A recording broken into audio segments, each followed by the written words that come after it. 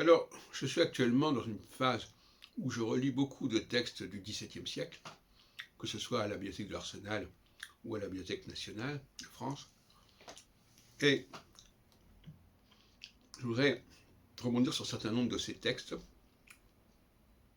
Je vais commencer par le texte de Jean-François, du père jésuite Jean-François, qui écrit en 1660 le traité des influences célestes, je crois. Enfin, ça s'appelle comme ça, plus ou moins.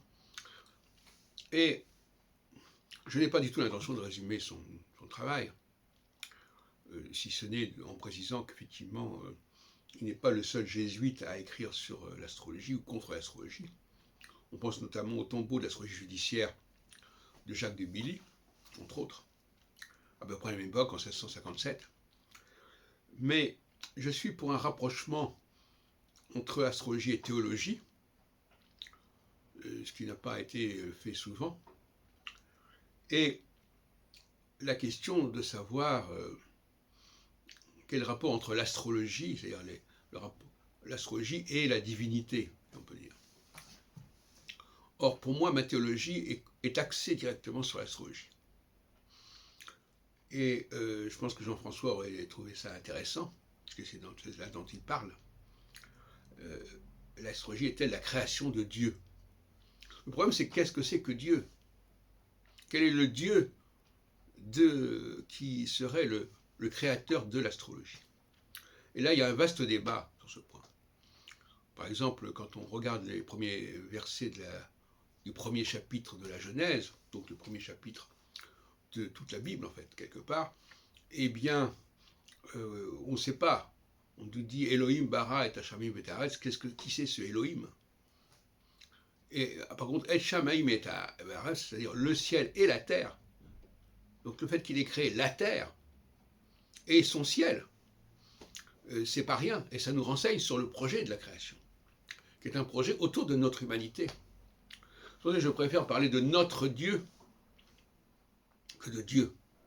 C'est le Dieu de notre humanité, c'est le Dieu de notre terre, c'est le Dieu de notre ciel. Et dire que c'est le Dieu des hommes, non, c'est pas nos hommes qui l'ont créé, et c'est pas non plus le Dieu de l'univers dans sa totalité, parce que c'est un Dieu qui est venu spécialement pour nous. Donc c'est un troisième type de Dieu, si on peut dire. Voilà. Donc voilà ce que la théologie de l'astrologie, c'est cette idée d'un Dieu venu d'ailleurs, qui n'est pas le Dieu premier, et qui n'est pas non plus la création des hommes, puisqu'il est venu pour les hommes, justement. Et ce n'est pas un Dieu qui se confond avec Jésus, parce que Jésus n'a pas transformé le ciel et la terre, en tout cas sur le plan matériel, sur le plan technique. Il est simplement un prophète, un messie, comme il y en a beaucoup, ce que j'appelle les jupitériens, des meneurs, des gens qui sont capables de sauver l'humanité de sa sclérose, de sa cristallisation. Il en faut constamment.